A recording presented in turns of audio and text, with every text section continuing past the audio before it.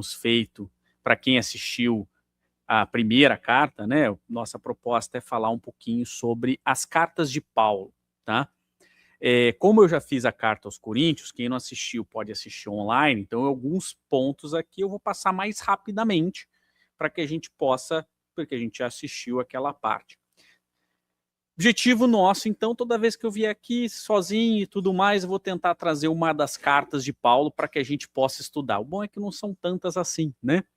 E essa carta foi até interessante, porque a primeira vez eu estava conversando com um primo, meu primo, que é um irmão para mim, né?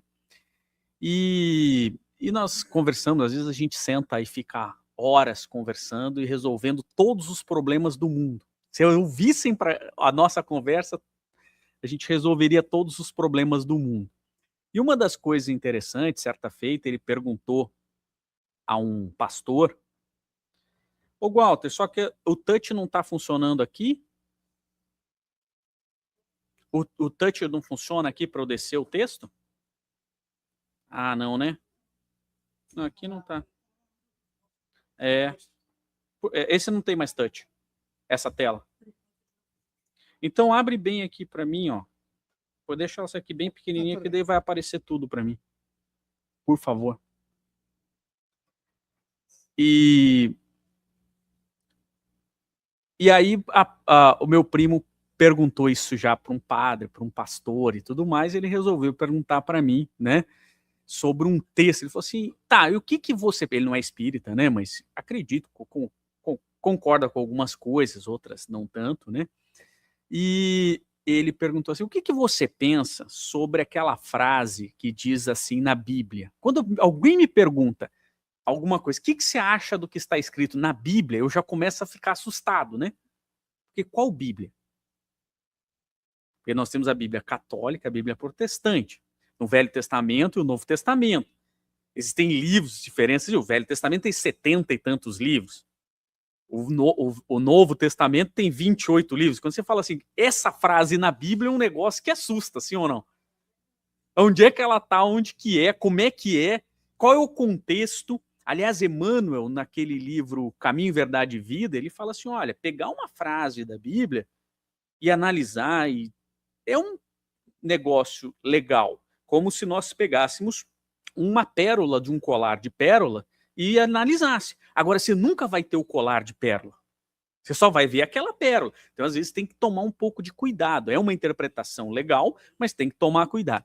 E aí ele falou, o que você acha dessa frase que Jesus foi homem em toda a sua plenitude?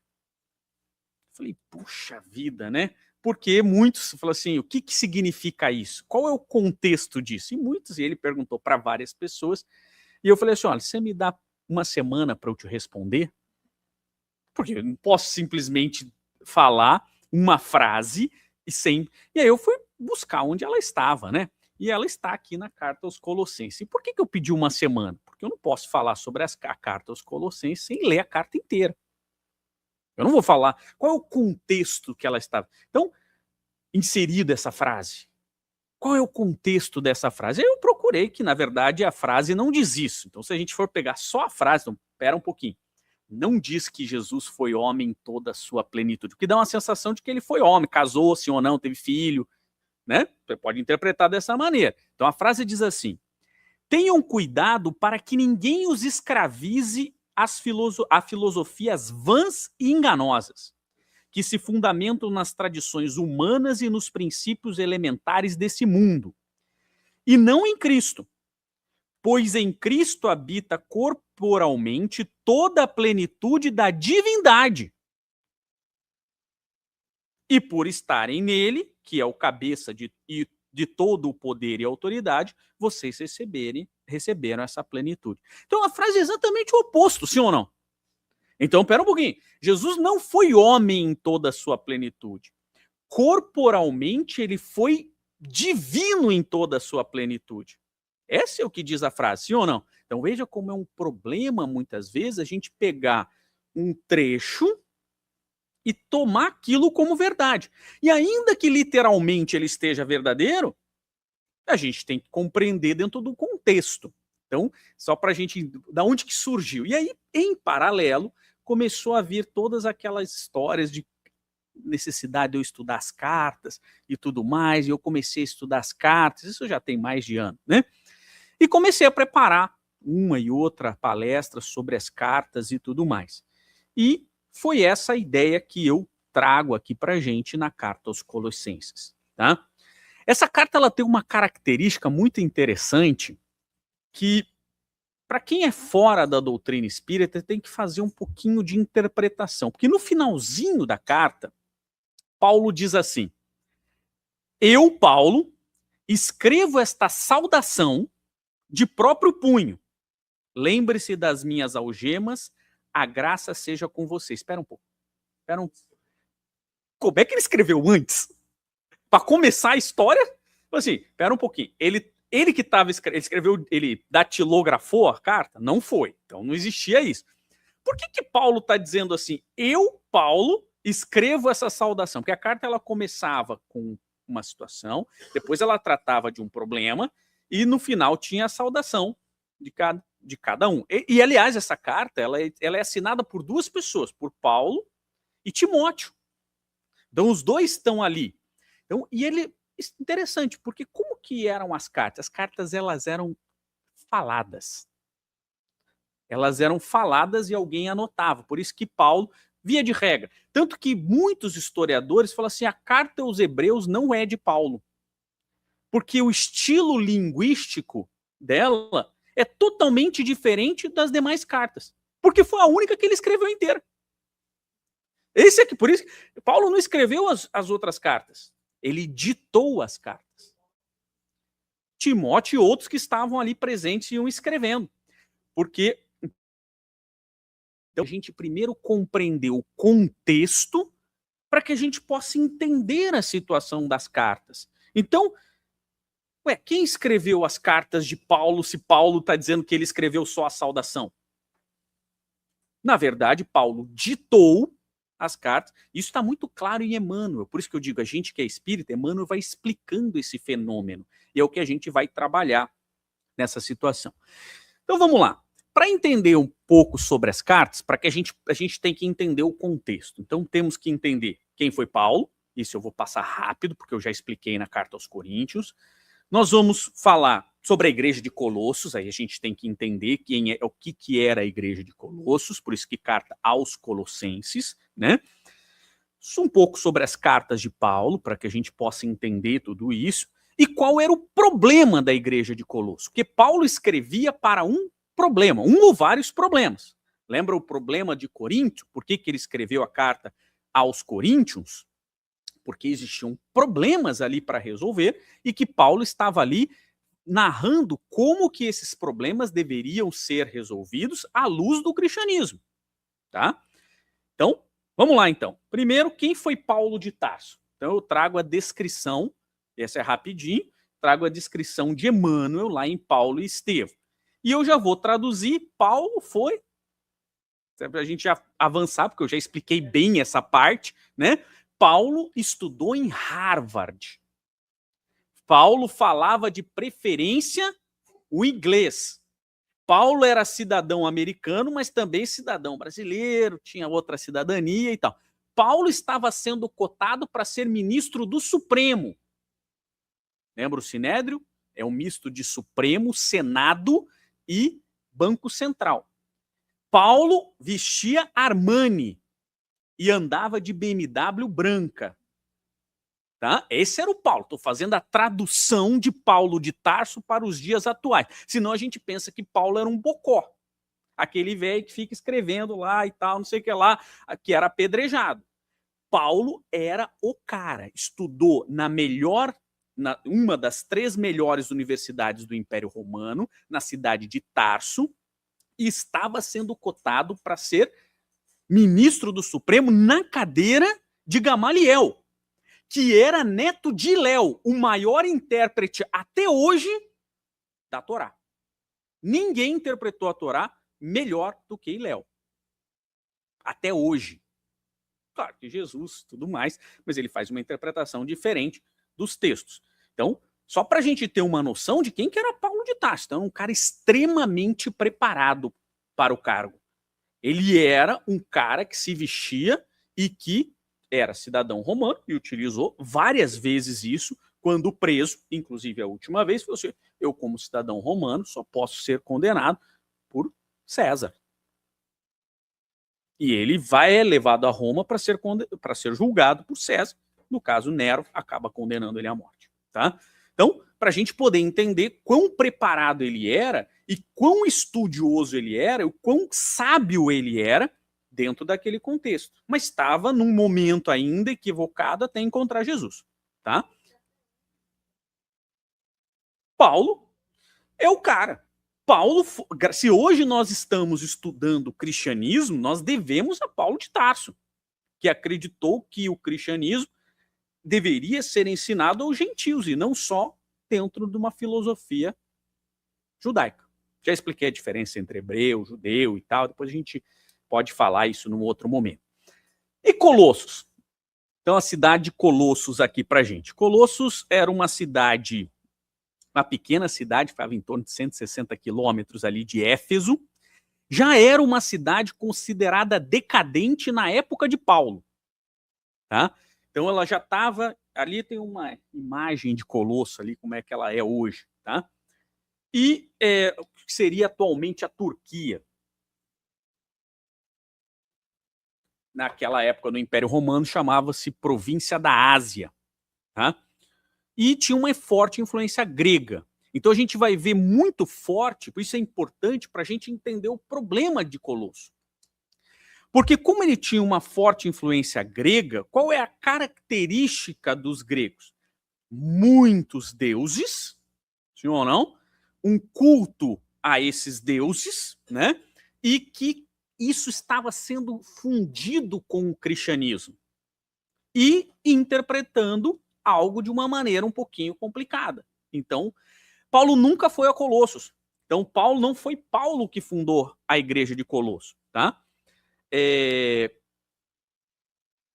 Provavelmente,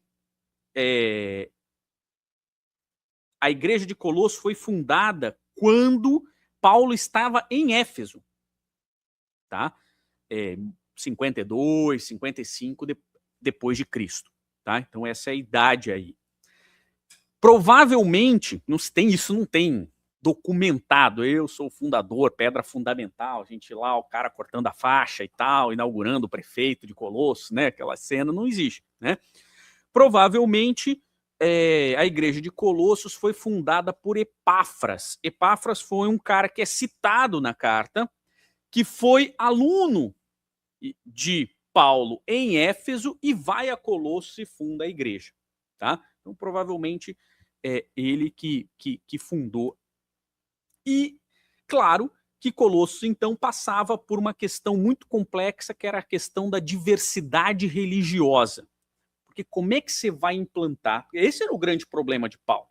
Você estava falando com gentios que não tinham aqueles 1000 anos de tradição dos judeus, nem muitas vezes não tinham ainda muito claro a existência do Deus único, mas quando tomavam contato com o cristianismo, se maravilhavam com os ensinamentos, mas não esqueciam das suas tradições. É o que falávamos na aula aqui. As questões de que a gente precisa ver os fenômenos materiais, os fenômenos de materialização, para que a gente possa acreditar. Olha, eu gosto do espiritismo, eu estou achando bacana isso aqui, mas será que não dá para materializar um espírito só para eu ter certeza que eu estou estudando o caminho certo?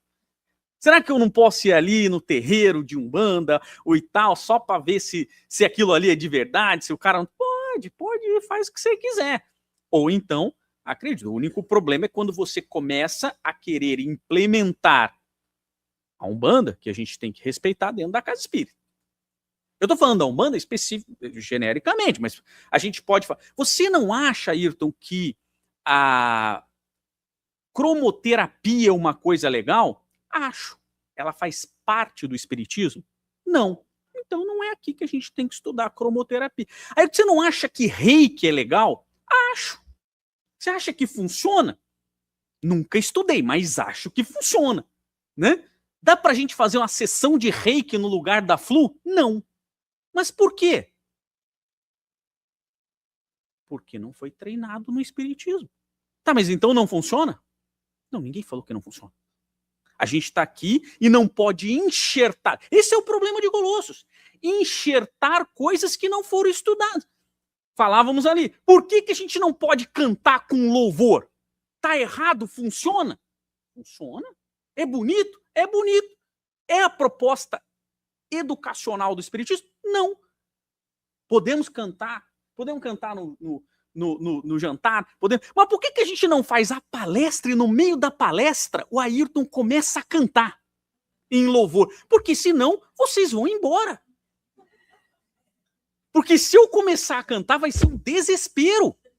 Porque eu já falando já é ruim, você imagina cantando, né? Então, na verdade, a proposta educacional do cristianismo estava sendo deturpada. Por quê? Porque a gente vem das nossas culturas e a gente acha que é mais legal colocar a nossa cultura dentro do espiritismo. E que é um processo normal. Esse era o problema de Colossos. Traduzindo, né? Lembra que quando Paulo escreve as cartas, ainda nós não tínhamos os evangelhos. Ao contrário, se você estudar pelo menos a teologia, ele diz assim, só existe um evangelho, o evangelho de Marcos. É o primeiro evangelho de todos os outros copiaram o de Marcos. Tá? Isso é o que a teologia fala. Tá? Nós, espíritas, sabemos que os textos de Mateus, que ainda não era o evangelho, foram os primeiros a serem escritos. Isso está muito narrado, muito bem claro lá em Paulo e Estevão. Tá? Gamaliel toma contato com os textos de Mateus quando converte-se, entre aspas, ao cristianismo, e depois passa para as mãos de Paulo de Tarso, quando Paulo vai procurá-lo depois. E aí, mas não era o evangelho, de ponta a ponta. Isso aqui a gente tem que tomar cuidado. Porque a gente confunde essas coisas e muitas vezes ao ler tem que entender o contexto. Os evangelhos eles foram escritos em tempos diferentes, são visões de cada um que escreveu. Lembra? João Marcos, na verdade, está contando a história de Pedro. João Marcos nem conheceu Jesus, né? Narra a história de Pedro. João escreveu o evangelho lá no finalzinho da vida, né? Lucas também não conheceu Jesus, é convertido por Paulo. O evangelho de Lucas é uma parte dos escritos de Paulo, que entrevistou Maria e entrevistou pessoas ao redor de Jesus para escrever o evangelho, não conseguiu, entregou para Lucas e falou, escreve. Né? E Mateus foi compilando aqueles textos até depois eles foram mexidos e tudo mais, e sofreram cortes e tudo mais, alguns corretos, outros não corretos. Então, as mesmas cartas. As cartas também. As cartas, nós temos aí diversas cartas. Como é que elas são organizadas? Lembra? Eu já expliquei qual que é a organização das cartas. As cartas, elas são organizadas para as igrejas e para as pessoas. Então, os primeiros dois blocos. Para as igrejas e para as pessoas. Então, dividiu. As da igreja, elas são organizadas por tamanho. Da mais extensa para mais curtinha. Então, por que não faz cronológico? Não sei, não fui eu que escrevi a Bíblia, nem que fui eu que organizei. Pergunta para quem organizou. Mas, por isso que é errado pensar que a primeira carta é a primeira carta que Paulo escreveu. Não foi. A primeira carta é a mais comprida. Essa é a organização das cartas. Concorde ou não concorde? Ninguém perguntou para você. Aliás, ninguém perguntou para mim. Se eu perguntasse para mim, eu ia falar, melhor organizar cronologicamente, fica melhor. Porque a gente vê, inclusive, a maturidade de Paulo. Quando ele escreve a primeira carta e quando ele escreve a carta aos Hebreus, é uma coisa completamente diferente. É outro Paulo. Porque tem 30 anos de estudo aqui, de pregação. Ninguém que pregue por 30 anos sai igual, sim ou não? Muito menos Paulo de Tarso. Tá? Então a gente tem que compreender que muitas vezes não tinha. Ah, porque Paulo vai falar coisa aqui em Colossenses que está lá no Evangelho de Lucas, que está lá no início do Evangelho de João, mas não tinha Evangelho de João. Então, Paulo, ele criou muitas coisas que depois os próprios evangelistas trouxeram e sedimentou tudo mais, tá? A boa notícia é que a gente estima, os historiadores acreditam que tem em torno de 100 cartas de Paulo. A má notícia é que só sobraram 14. Tá? O Novo Testamento ele é dividido em 27 livros. 21 são cartas. Então, se você estudar só os evangelhos, está perdendo muita coisa. E às vezes a gente acha que a carta não é importante, né? Então a gente acaba não vendo essa parte. Mas as cartas, elas são momentos de materialização, de sedimentação do pensamento de Cristo, que foi contado por pessoas que às vezes não eram tão sábias quanto Paulo de Tarso, que ao olhar aqueles escritos, amadureceu aquele entendimento. Levado às devidas proporções. É claro que ele vai tocar assuntos ali que parece que Paulo era machista, ou parece que Paulo era isso, ou preconceituoso, mas dentro de um contexto. A gente tem que entender o contexto. Paulo era machista? Não, a sociedade era machista. Aliás, até ontem, né? Até ontem, sim ou não? Hoje é que eles despertaram que é errado ser machista, sim ou não? E aí começou alguém a pensar diferente, sim ou não? Que até ontem a gente era. Não, ainda continuamos com resquícios. Infelizmente, mas vai mudar. Hoje, pelo menos, é proibido você discriminar, né? Porque antigamente era obrigatório. Então, a mulher era obrigatória a ser discriminada. Ou a pessoa diferente, ou sei lá o quê. Sim ou não? Hoje é proibido. Já não é uma evolução? Então a gente tem que levar isso tudo em consideração. O contexto histórico. Tá?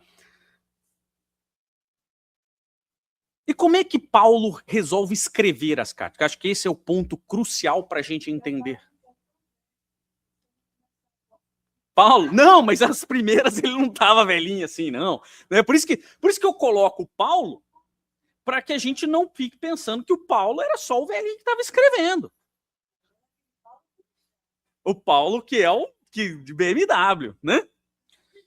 Então, como é que Paulo começa a escrever? Paulo faz as viagens que eu trago aqui, essas aqui são as viagens de Paulo, né?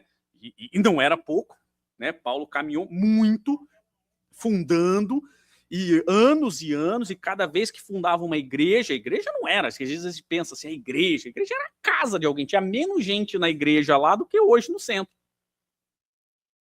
Dia de domingo aqui no centro tem mais gente do que toda a igreja de Corinto, né? Então a gente tem que... Era o cristianismo nascente. Tudo aquilo ali, pregando para um, para outro e tal, fundando esses alicerces. Acontece que Paulo faz a primeira viagem. E como é que era viajar com Paulo? Tranquilo, pegava um trem, a BMW, eu pegava um trem-bala, rapidinho ele estava lá, saía de Éfeso e ia para Corinto, sim ou não? Não. Ia a pé, botava a sandália e tal, chegava lá, começava a pregar, pararia, a galera aplaudia, tá tudo certo. Quando ele começava a falar de Cristo... Não, quando ele começava a falar da Torá, como ele sabia muito, todo mundo começava a se interessar. Pô, esse cara aqui é bom. Melhor do que aquele pastor que vem aqui. Não, aquele pastor não. Melhor que aquele cara que vem aqui no templo, sim ou não? Aquele cara era meio bocó, ia uma vez por ano lá no Sinédrio, pegava uns livros, estudava mais ou menos. Pô, chegava o Paulo para pregar. Tá certo que ele tinha a língua meio presa, provavelmente, né? Essas fofocas bíblicas. Então ele tinha um problema de dicção e tal, acho que ele era meio fanhoso também. Então, mas ele começava a pregar, começava a falar, né? E ele sabia, entendia, dava aquele contexto. Mas ele tinha que ter alguma coisa, né? Também ele não podia ser só, né? Bonito e rico. E rico, né? Além de tudo, era rico. Então... Não, ele era meio fanhoso. Provavelmente meio fanho. Um problema de dicção. Ou língua presa ou fanho, tá? Então, não sou eu que estou dizendo, não. E Digo mais, quando ficava nervoso, gaguejava. Ele também tinha uma questão de gagueira. Então, tanto que a primeira palestra dele, ele não conseguiu dar. Isso tá... Começou a gaguejar, a primeira palestra, depois que ele falou, agora eu tô apto para falar, ele começou a gaguejar, que aí a Ananias falou, acho que você não dá para essa parte não, vamos, começa a arrumar as cadeiras. E ele estava arrumando as cadeiras em Éfeso.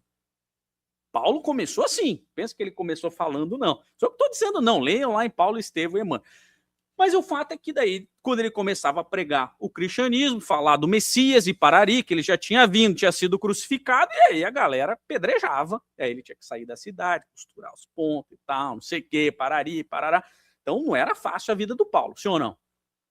E certa feita, ele lá em Corinto, sentindo-se, eu vou ler expressamente o que diz Emmanuel, sentindo-se incapaz de atender a todas as necessidades ao mesmo tempo, o abnegado discípulo do Evangelho, valendo-se um dia do silêncio da noite, quando a igreja encontrava-se deserta, rogou a Jesus com lágrima nos olhos. Estava sofrendo, ele estava triste, ele estava desesperado. Esse era o ponto. Paulo era um ser humano, ele estava ali, roga a Jesus, roga, pede, com lágrima nos olhos, não lhe faltasse com os socorros necessários ao cumprimento integral da tarefa. Terminada a oração, sentiu-se envolvido em branda claridade.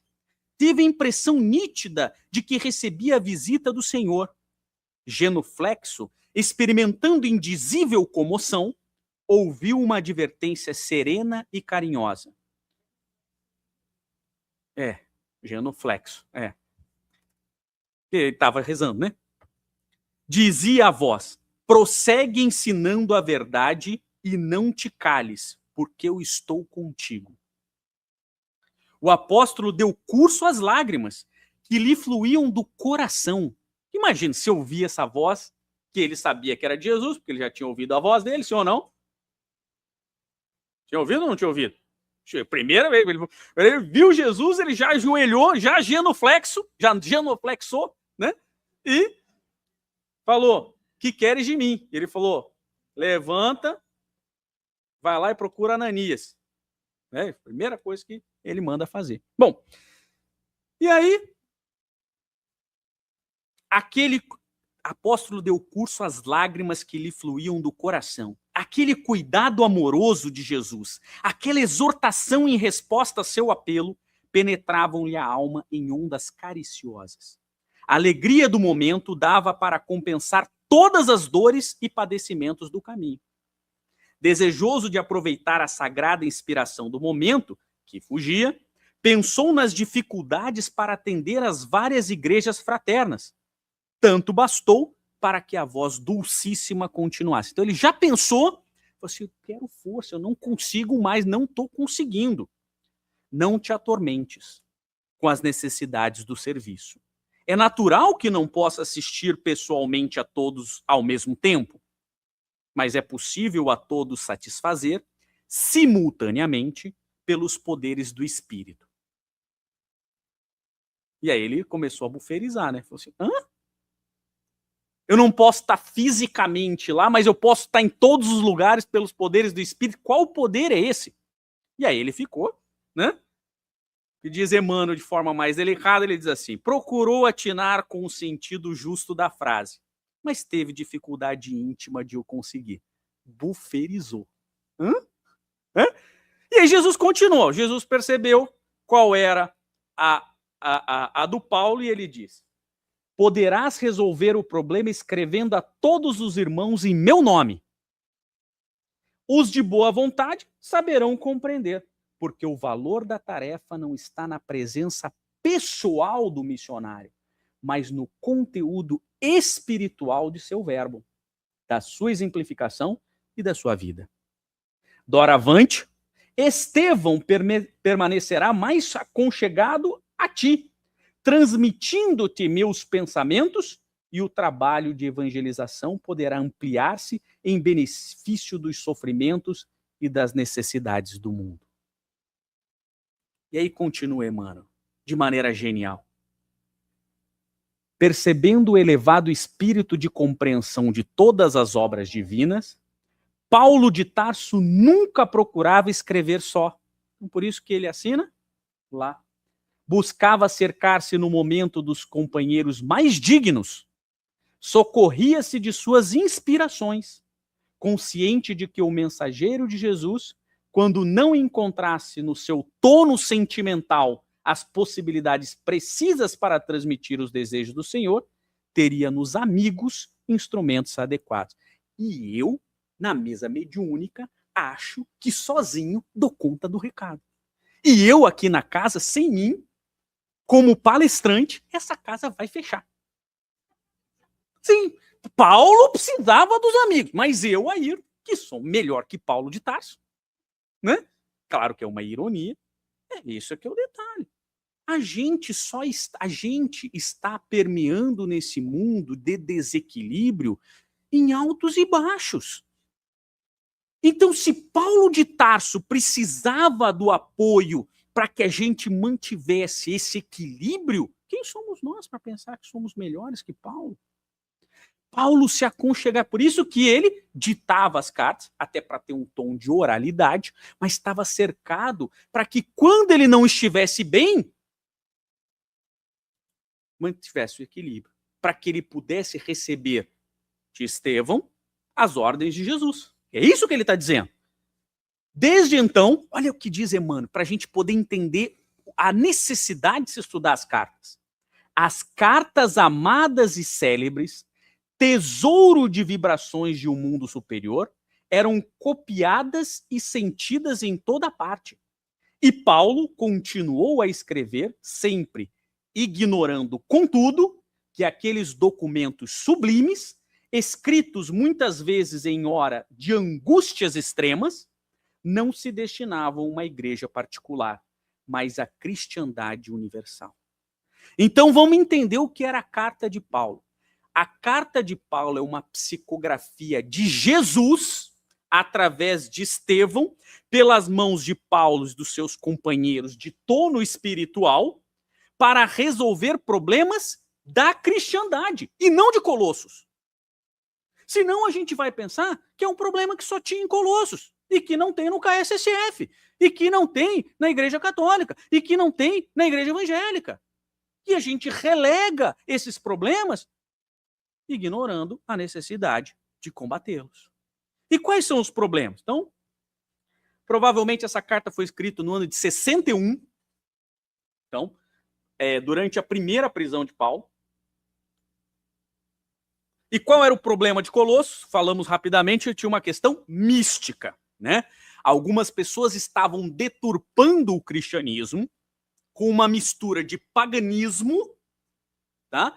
E cristianismo. Então, pegando aquela ideia dos gregos do Olimpo e misturando isso com o cristianismo, inclusive falando que Jesus, né, não teve um corpo de verdade, ele tinha um corpo fluídico. Alguns diziam, veja como essa discussão não é agora, isso já estava em Colossos, que Jesus ele era um semideus, mais ou menos assim como Hércules. É isso que eles falavam, que era a mistura de um filho de Deus com uma humana, Maria, tal qual Hércules, que era filho de Zeus com... Olha como é que estava começando a fazer confusão, enxertando aquilo que a gente acha legal na sociedade dentro. A mesma coisa, porque a gente continua em Colossos. Nós continuamos sendo seres humanos, e é por isso que a gente tem que ler. Então, por isso que a gente tem que tomar cuidado. Então, essa questão estava permeando. E quais eram os grandes pontos lá em Colosso? Devo comer determinado tipo de carne ou não posso comer?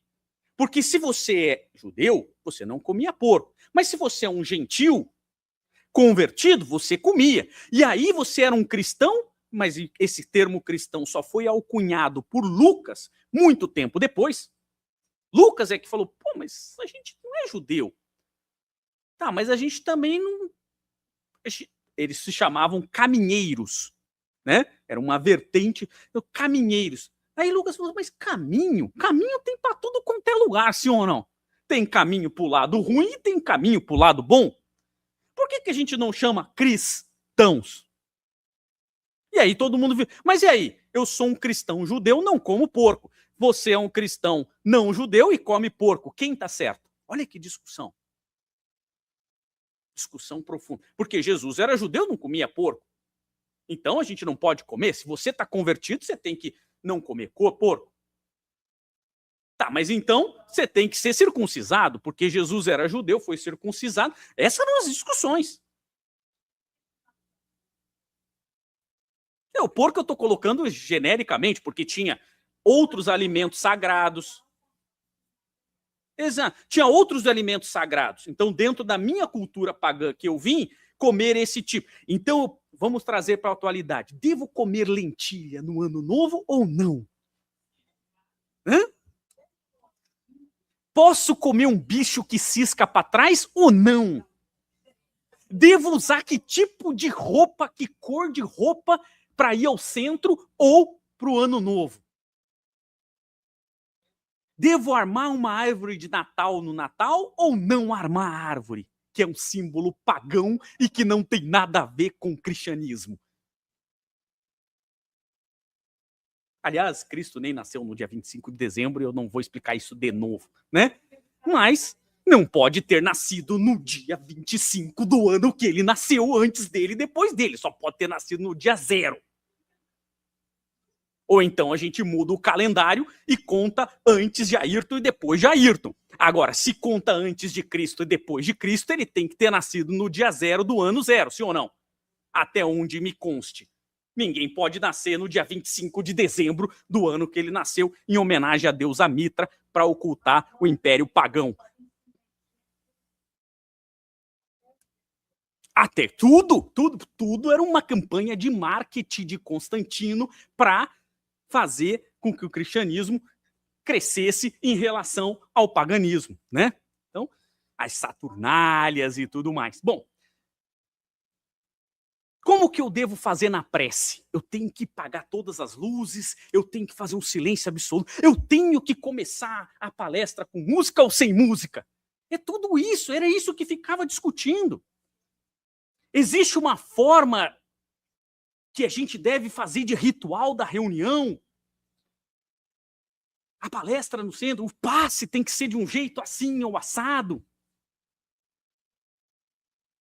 A mensagem trazida por Joana de Ângeles, mas ela confronta... Joana, entre aspas, né? Porque tem umas mensagens de Joana que não são de Joana, e de Bezerra que não são de Bezerra, que, aliás, confrontam Jesus. Não, mas é Bezerra. Jura? Mas ainda que seja, se confrontar Jesus, tem algum problema, sim ou não? Não vai confrontar, nenhuma delas confronta, mas complementa. Mas, porque Joana, Bezerra, o Chico, isso, todos são menos importantes que Jesus. Esse é um fato, sim ou não? Por mais que Chico seja muito mais importante do que eu. Né? Mas o fato é que ele se intitulava Cisco. Imagina eu, né? Então, só que a gente não pode, e muito, não existe muito isso. A gente não vê isso nas fileiras espíritas, não vou falar de outras religiões, em que o último lugar é o de Cristo. Fala de tudo, de todos os espíritos, de todas as coisas, de todas as pessoas, menos de Cristo. Aliás, nós temos guerra em nome de Cristo, né? Que é a coisa mais anticristo que pode existir. Se existe uma coisa chamada anticristo, é você guerrear em nome de Cristo. Walter, desce um pouquinho para mim, faz favor. Então, tinham 4 pontos fundamentais no problema de Colosso. 1, a autoridade do Cristo. Aonde está Cristo dentro do cristianismo? 2, o pensamento com foco no mundo espiritual mais importante do que com foco no mundo material. Essas discussões aqui, né? Quais são os 3, quais são os deveres dos seguidores de Cristo? Vícios e virtudes. Então, às vezes, a gente tem dúvida, o que a gente tem que fazer como seguir Cristo? Está aqui. E o 4º ponto, o amor e a harmonia. Como é que elas devem funcionar? Então, vamos primeiro para essa parte da autoridade do Cristo. Então, olha lá. Ele é a imagem do Deus invisível, o primogênito de toda a criação. Lembra que não tem evangelho de João ainda, tá? Pois nele foram criadas todas as coisas nos céus e na terra, as visíveis e as invisíveis, sejam tronos, sejam soberanias, poderes ou autoridades. Todas as coisas foram criadas por ele e para ele. Ele é antes de todas as coisas. E nele tudo subsiste. Ele é a cabeça do corpo, que é a igreja. É o princípio, é o primogênito dentre os mortos, para que em tudo tenha supremacia. Pois foi do agrado de Deus que nele habitasse toda a plenitude. Então a gente está discutindo aonde que está Joana, Bezerra, tal, não sei o quê, Hércules, o Deus isso, Deus aquilo. Jesus está antes. Essa é a autoridade do Cristo. É o que diz lá depois no Evangelho de João, que veio depois dessa carta, mas o Evangelho de João veio lá no ano 70, 80, e essa carta é de 54, mas João provavelmente teve conhecimento dessa carta e falou assim, olha, então, no princípio havia o verbo, e o verbo estava junto de Deus, e o verbo era Deus. E aí ele continua, todas as coisas foram feitas por intermédio dele, sem ele, nada do que existe teria sido feito. Nele estava a vida era a luz dos homens. A luz brilhava das trevas, e as trevas não a derrotavam. Então, Jesus era o verbo de Deus. Quem é o verbo? Verbo é aquele que executa. Deus manda, o verbo executa. Então, no princípio era Jesus. E Jesus estava com Deus. E Jesus executava as ordens de Deus. Legal ou não? Mas fica difícil entender isso. Então vamos passar. O que diz Emmanuel em A Caminho da Luz? Rezam as tradições do mundo espiritual que na direção de todos os fenômenos do sistema existe uma comunidade de espíritos puros e eleitos pelo Senhor Supremo do Universo, em cujas mãos se conservam as rédeas diretoras da vida de todas as coletividades planetárias. Jesus é um dos seus membros. Legal ou não? Então, Jesus estava com Deus na criação de tudo. Então, por isso que Paulo fala, você está discutindo qual é o tamanho de Jesus, eu vou te dar o tamanho. Lá no início da Terra, lembra quem que assistiu a minha aula? Lá no início da Terra, ele já era o verbo. E ele estava com Deus executando tudo isso aqui. Tem aqui, obrigado. É o que diz Kardec sobre esse assunto. Ele diz assim, ó, Revista Espírita, 1868, Os Messias do Espiritismo. Então ele diz assim, ao lado de Deus estão numerosos espíritos chegados ao topo da escala dos espíritos puros. Então, a gente está tentando chegar a espírito puro. Emmanuel nos diz que a distância nossa para o espírito puro é do nosso cachorrinho para a gente. Legal ou não? O nosso pet para a gente, veja, pet não tem nem espírito com E maiúsculo. Essa distância é para a gente chegar em espírito puro. Esses espíritos, eles estão no topo da carreira dos espíritos puros, que a gente nem sabe qual é a classificação, e Kardec diz que nem vai explicar, porque isso aqui não cabe a gente. Mas tem uma outra escala, sim ou não? Legal. Que mereceram ser iniciados em seus desígnios para dirigirem a sua criação. Deus escolheu dentre eles seus enviados superiores, encarregados de missões especiais. Podeis chamá-los Cristos. É a mesma escola de Messias. Cristo em grego, Mexia, né, ungido em aramaico. São as mesmas ideias modificadas conforme os tempos. Então, Jesus, o Cristo, é um título. Um título que ele pertence à última classe, a mais evoluída dos espíritos puros, que é iniciado por Deus para cumprir os seus desígnios. E a gente vai discutir a autoridade dele? Ele era o verbo. É por isso que quando nós pegamos em Gênesis, quando você olha lá em Gênesis, no Aramaico, não pode pegar, pega escrito como ele está ali. Está escrito assim, sobre a criação, está escrito Elohim.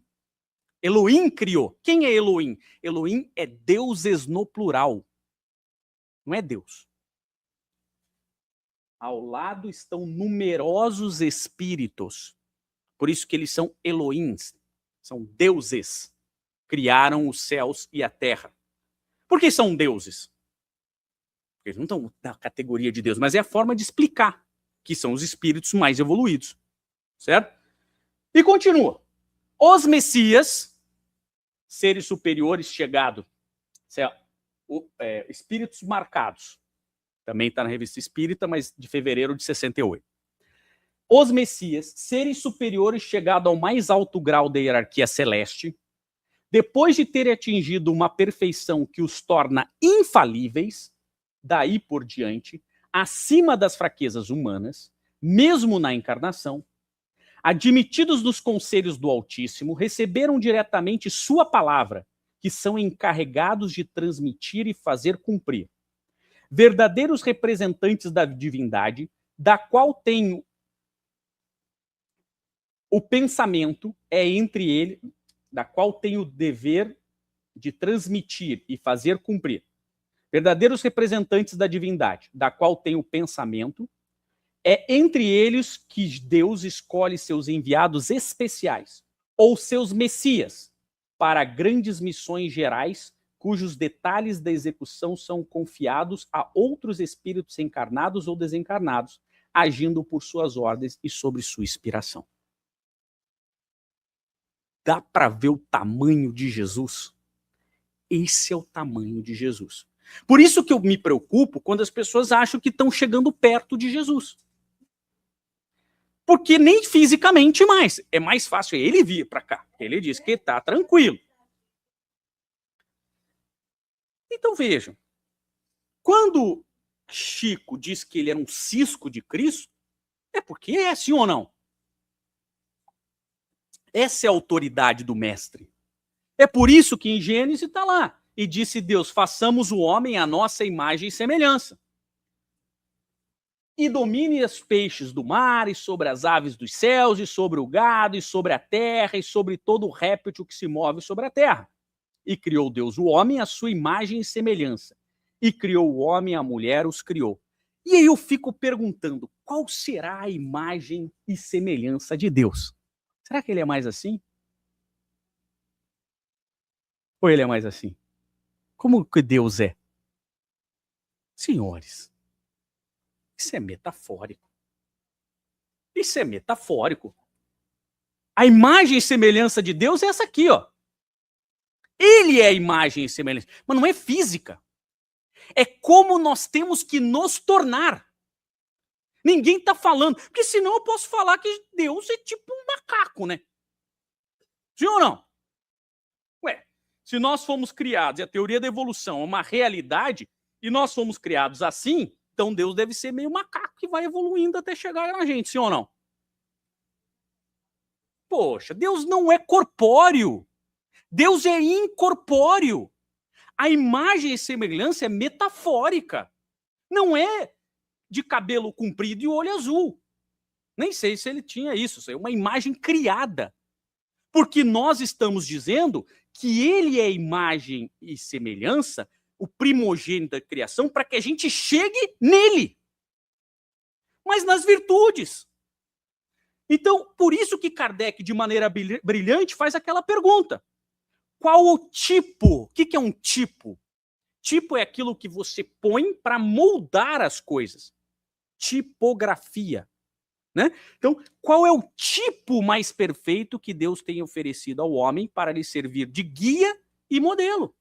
E aí a resposta é Jesus. Simples assim. Jesus. Por quê? Porque ele é o nosso guia e modelo, porque ele é a imagem e semelhança de Deus. Nós temos que mirar nele para chegar naquela perfeição relativa. Porque nunca chegaremos na perfeição absoluta, porque a perfeição absoluta é só de Deus. mas mais próximo da perfeição, na escala mais alta. E ele é a imagem e semelhança. Então, quando a gente fica esperando qual é a imagem e semelhança, a gente fica confuso na gênese, se a gente é um macaco, se a gente é um homem, ou se a gente é uma mulher, se a gente tem olho claro ou tem olho escuro, essa é a discussão mais pueril que pode se ter. A discussão é, você ama o seu próximo como Jesus ama? Você é humilde como Jesus é? Você é caridoso como Jesus é? Você pratica o bem? Porque esse é onde nós temos que chegar. Guia e modelo. Essa é a autoridade de Cristo. Cristo, por representar Deus na Terra, por isso que algumas escolas religiosas até falam, porque é um só, a Santíssima Trindade, tem Deus e Jesus é o mesmo. Então eu até entendo, sim ou não? Porque é o máximo que a gente vai conseguir palpavelmente ver Deus. A gente precisa se espelhar em alguma coisa. Como espelhar em Deus, que é algo imaterial, é muito difícil para a nossa pequenez, sim ou não? Infinito, essas ideias. Porque todo mundo sabe a pergunta número 1, 2 ali, o que é Deus? A inteligência suprema, causa primária de todas as coisas, não diz nada. Essa resposta não diz nada. Parece que responde alguma coisa, mas não responde. Tanto que Kardec vai perguntando. Eu posso dizer que Deus é o infinito? Deus Espírito fala, pobreza da sua linguagem. Está definindo uma coisa por uma coisa que você também não sabe. Você não sabe o que é o infinito, então você também não sabe o que é Deus. Continuou, mesma coisa. Deus é infinito em sua bondade, Deus é infinito do seu amor, na sua sabedoria, mas infinito é uma definição que você não conhece.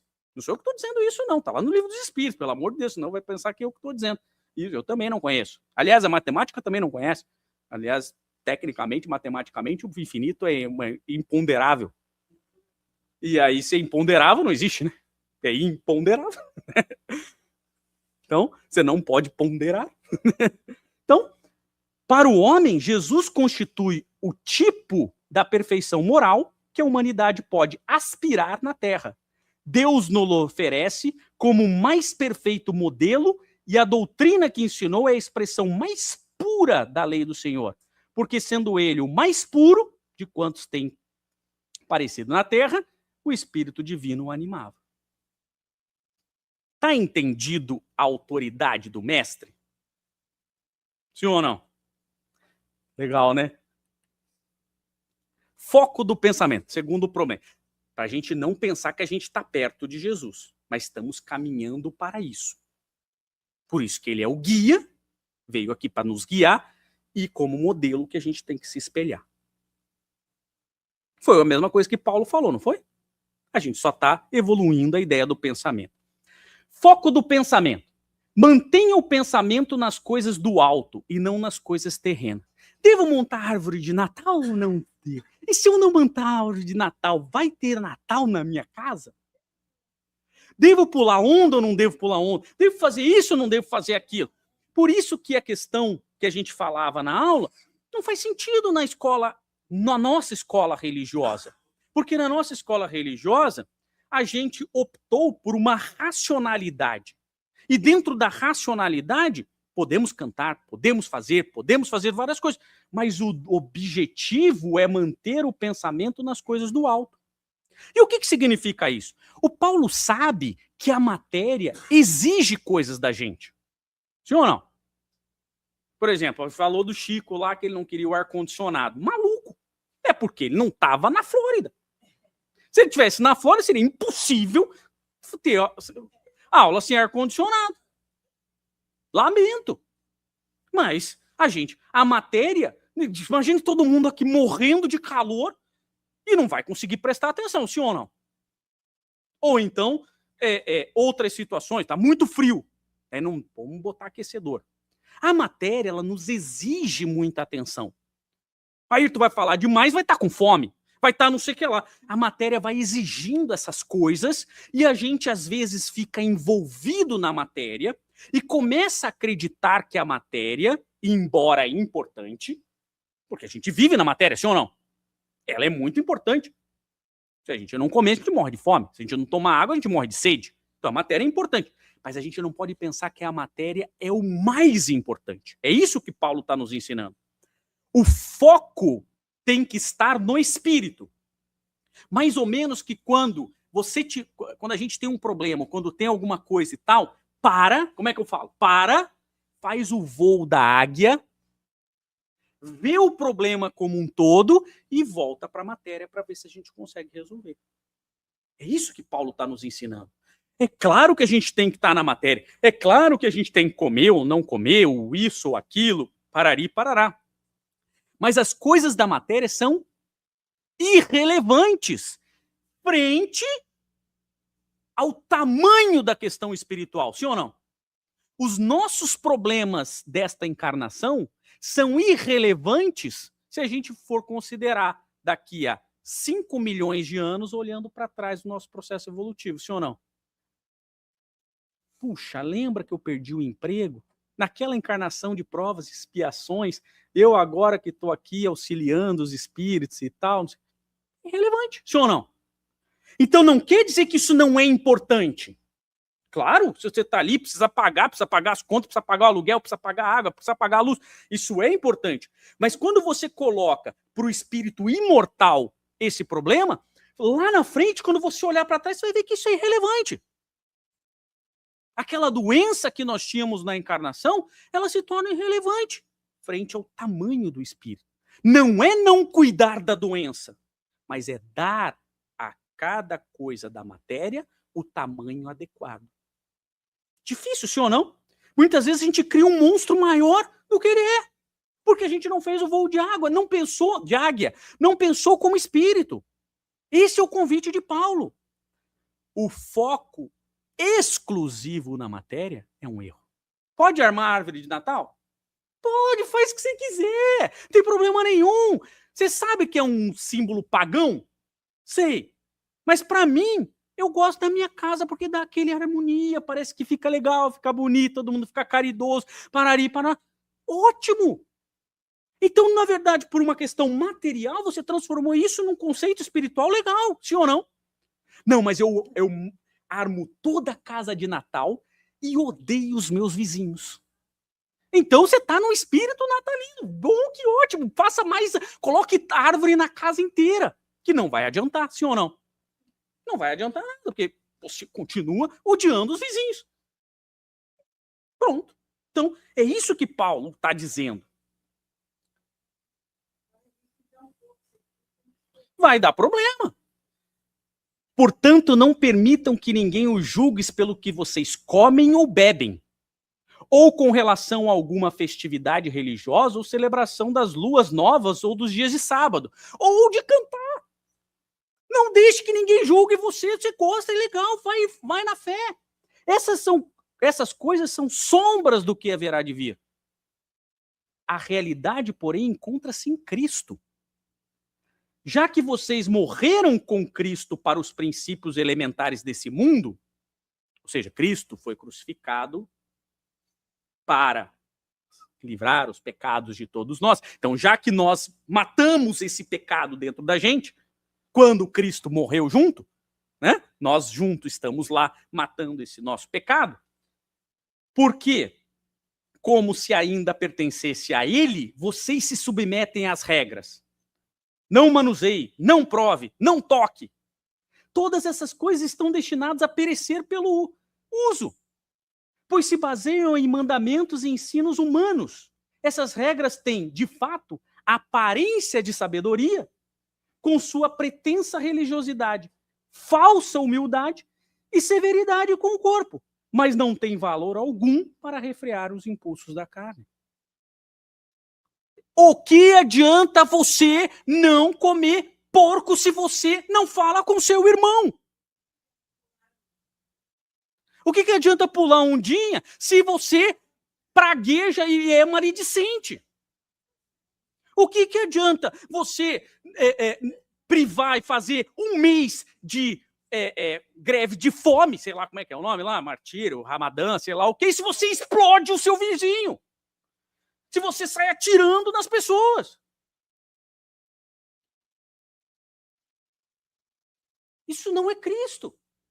Isso está fora de Cristo. Foco no espírito. Foco nas encarnações, foco no futuro. O que isso vai contribuir para o meu processo? Porque o que você está deixando de comer ou está comendo vai ficar. Como eu digo para todo mundo que vai para a academia, será o cadáver mais sarado do cemitério. E vai deixar o corpo. O que não significa que não tem que ir para a academia, que não tem que cuidar do corpo, que não tem que fazer exercício, que não tem, porque ele é o veículo da matéria, a gente precisa dele para cumprir as missões. Mas isso é nada perto do processo. É isso, a gente tem que ampliar isso e aproveitar esses processos. Tesouros no céu, olha o que diz Jesus sobre isso. Não acumulem para vocês tesouros na terra, onde a traça e a ferrugem destroem e onde os ladrões arrombam e furtam. Mas acumulem para vocês tesouros nos céus, onde a traça e a ferrugem não destroem e onde os ladrões não arrombam nem furtam. Pois onde estiver o seu tesouro, aí também estará o seu coração. Ayrton, eu fico muito feliz quando eu compro um carro zero. E tem que ficar, sim ou não? Lógico que você comprou um carro zero, um carro que estava dando problema, agora está melhor, você está feliz. O problema é depositar a tua felicidade nisso. Toda a tua felicidade. Porque o dia que você tirar o carro da concessionária, 1 segundo depois ele deixou de ser zero. E às vezes nem zero já tem umas milhazinhas que ele rodou. E você depositou. Por isso que muitas pessoas falam assim, ser pobre ou ser rico não faz diferença. Mas entre ser pobre e ser rico, eu prefiro sofrer em Paris. Engano! Sofrer em Paris é pior do que sofrer na favela. Sabe por quê? Porque o nível de frustração que você se cobra, você fala assim, cara, eu sou uma pessoa pior do mundo, porque nem em Paris eu consigo ficar feliz. E aí você põe uma sobrecarga. E quantas pessoas que têm muito dinheiro suicidam-se? Porque não aguentam essa pressão. Lê do engano, depósito. Ah, mas então eu não posso ir para Paris? Pode! Agora, se você depositar toda a sua felicidade, todo o seu tesouro e ir para Paris, você vai se frustrar. Porque você está depositando a felicidade em coisas efêmeras. O que você está plantando para a próxima encarnação? Porque o carro você não vai levar. O corpo você não vai levar. A casa você não vai levar. Aliás, nada você vai levar. Não. Existem coisas que você vai levar. E essas que você tem que estar depositando a tua felicidade. O que você vai levar? O conhecimento que você adquiriu. A caridade que você praticou. E os amigos que você cultivou. Esse você leva, sim ou não? Você pode não levar na hora. Mas você vai levar eles para sempre, sim ou não? Espero que não leve. Não é aquelas doutrinas que todo mundo agora vai levar todo mundo junto agora. Né? Então, veja. Tá errado comprar o carro novo, a casa nova, ou isso, aquilo? Não. Mas se você só depositar a tua felicidade no que você vai deixar, isso vai te deixar frustrado. Porque você vai deixar. A matéria não satisfaz. E o dever do seguidor de Cristo? Vícios e virtudes. Olha o que diz Paulo. Assim, façam morrer tudo o que pertence à natureza terrena de vocês. Imoralidade sexual, impureza, paixão, desejos maus, ganância, que é idolatria. Idolatria é matéria. Faça morrer isso. Veja aqui não está falando que nem Humberto na semana passada sobre sexualidade, que está dizendo a impureza, imoralidade sexual. E por causa dessas coisas que vem a ira de Deus sobre os que vivem na desobediência, as quais vocês praticaram no passado quando costumavam viver nelas, porque era um bando de pagão que agora está se transformando. Lembra? A igreja de Corinto, de todas elas, de Colossos, mas eram todas elas assim. Mas agora, abandone todas essas coisas. Ira, indignação, maldade, maledicência e linguagem indecente no falar. Olha o que ele está dizendo. Quer dizer, mais claro do que isso? Pode, né? E para até hoje. E até hoje, abandona essas coisas. Não mintam uns aos outros, visto que vocês já se despiram do velho homem com suas práticas, e se revistam do novo, o qual está sendo renovado em conhecimento à imagem do seu Criador. Nessa nova vida, já não há diferença entre o grego e o judeu, circunciso e incircunciso, bárbaro e cita, escravo e livre, mas Cristo é tudo o que está em todos. Precisamos, porque os que não têm green card, o que não tem é cidadão, ou que não é isso, ou que não é aquilo, é inferior. Se não torcer pro coxa, não é torcedor. Ou Curitiba, Futebol Clube, né? O torcedor de verdade torce pro Curitiba. E torcer pro Flamengo é uma vida fácil. Um dia o time vence, o meu nunca vence. E isso é torcer de verdade, né? Torcer para um time que nunca vence. Você espera que ele vence e ele perde. É. Não, e a gente fica discutindo qual é a bobagem das diferenças de cor, de sexo, de religião, de credo, quando nós deveríamos viver em Cristo, abandonando todos esses vícios e criando virtudes. Portanto, como povo escolhido de Deus, santo e amado, seja selecionado, né? Revistam-se de profunda compaixão, bondade, humildade, mansidão e paciência.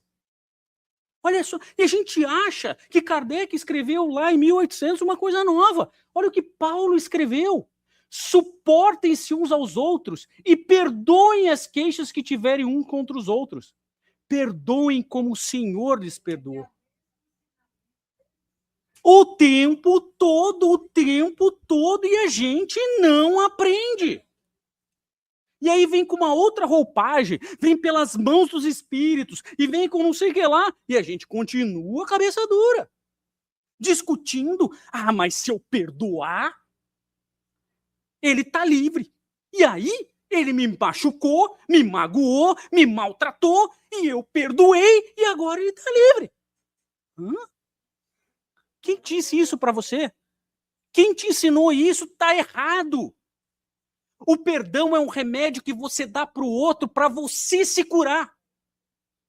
Você se cura. O problema dele é com a lei. Não é mais com você. É uma ruptura de... E a gente fica discutindo sobre o perdão. Mas o que ele fez me doeu. Perdoa e vai embora. Porque daí é com ele. E aí... mas é fácil falar do que dizer. Não, é mais fácil fazer. Porque a partir do momento em que você entra nos ciclos de virtudes, você vai deixando os ciclos de vícios. É o que diz Paulo. É por isso que é o dever do seguidor de Cristo. A gente só pode ser seguidor de Cristo se a gente praticar isso. Senão a gente vai só compreender. E aí, por fim, ele diz, o amor e a harmonia. Acima de tudo, porém, revistam-se do amor, que é o elo perfeito. Que a paz de Cristo seja o juiz em seu coração, visto que vocês foram chamados para viver em paz, como membros de um só corpo, e sejam agradecidos. Habite ricamente em vocês a palavra do Cristo. Ensinem e aconselhem-se uns aos outros com toda a sabedoria. E cantem salmos, hinos e cânticos espirituais com gratidão a Deus no seu coração. Então não adianta cantar. Tem que cantar com gratidão. Não é o cantar. É o cantar com gratidão. Tudo o que fizerem, seja em palavra, seja em ação, façam-no em nome do Senhor Jesus, dando por meio dele graças a Deus Pai. Olha que coisa mais linda! E a gente está discutindo há 2000 anos sobre essa questão de amar o próximo. Até hoje a gente ainda está questionando esses conceitos que não deveriam estar mais sendo questionados, deveriam estar incutidos, porque nós tivemos 2000 anos de estudo. E aí você tem Cristo falando e você tem Paulo exemplificando para a gente, mastigando para a gente. Porque quando a gente era criança, a gente comia feito criança, papinha de neném. E agora a gente está tendo tudo isso aqui, e mais o Evangelho segundo o Espiritismo, e as interpretações de outras escolas religiosas que estão cada vez mais puras em relação a isso, nos dando comida sólida, como nas palavras de Paulo, e a gente quer voltar a comer comida de bebê. A gente quer voltar a comer papinha de neném. Isso aqui é o nível que Paulo chega para a gente e fala: agora eu estou te dando comida de verdade. Quando você era criança, você pensava como criança e agia como criança. Agora que não é mais criança, não lhe cabe mais fazer isso. Somos convidados a agir racionalmente como adultos em Cristo. Esse é o convite de Paulo. Esse é o nosso dever. Esse é o que nós temos que caminhar. E é por isso que Jesus disse: ame, esse é o padrão. Ame ao próximo como Jesus amou. Tanto que ele fala essa frase, mas tem uma outra antes. Eu vos dou um novo mandamento. Amai o próximo como eu vos amei. Este é o nível de amor que Jesus espera que a gente caminhe. Oi? Ele deixa essa mensagem no final para dizer: esse é o nível para ser moldado em cada um de nós, e para ajudar, eu estou praticando isso. Porque Jesus veio para praticar. Por isso que ele é o guia. Né? Eu sempre brinco para a gente. Vou fazer uma expedição para Jerusalém. Eu vou ser o guia de vocês. Tá? Se alguém quiser, dezembro, nós vamos para Jerusalém. E eu vou mostrar onde que Jesus e tal, onde é o partilho, Parari, Parará e tal, não sei o quê. Se vocês quiserem, eu vou fazer esse caminho lá. Ayrton, quantas vezes você já foi para Jerusalém? Nunca fui. Você nunca foi? Não, é a primeira vez. E você vai ser o meu guia? Não, mas eu estudo muito, eu conheço os mapas e tal. Sim, legal. Mas eu prefiro um guia que já foi. Não é assim? Por que para Jerusalém você prefere um guia que já foi? E para Jesus você olha e fala para ele: você já foi, já voltou, e a gente não pega como guia. E a gente vai pegar como guia o Chico, a gente vai pegar como guia o doutor. Isso eu estou falando dos bons. Porque às vezes a gente pega como guia os ruins. Mas como que ele pode ser guia se ele nunca foi a Jerusalém? Jesus é o nosso guia porque ele já foi. E ele já foi porque ele estava com Deus na criação da terra, óbvio. Não foi isso que a gente viu isso na autoridade do Cristo? Ele estava lá com Deus, ouviu como que tinha que fazer e veio aqui executar. Por isso que ele é o verbo. E verbalizou como é que tinha que acontecer e falou: a partir de agora, eu sou o modelo. Quem quiser, me siga, porque eu estou dando o caminho para a gente chegar lá. Uma boa